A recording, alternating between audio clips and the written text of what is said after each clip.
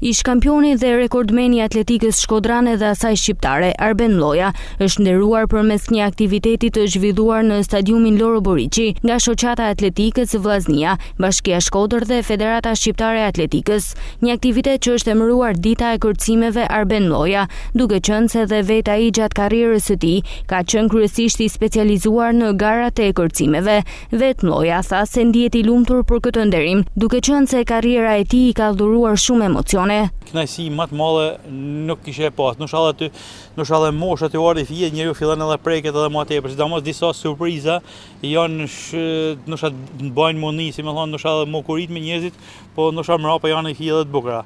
Të them të faleminderit për gjithëve se sot herën faleminderit për Bashki Shkodrës edhe Federata Shqiptare të Atletikës që për këtë organizim kaq të mrekullueshëm, edhe për të pranishëm që ishim sot në runën prej të gjitha rrethave. Unë besoj se prap kam diçka për të shërby sportistëve të Shkodrës, tash në ndërtimin e fushës mjekësisë, në fushës mjekësisë sportive, në ndërtimin e fizioterapisë, në bashkëpunim me të dy djemtë e mi, besoj se ke sallat, klinikat e mia do të jenë hapura gjithmonë për të shërbyer sportit Shkodrës.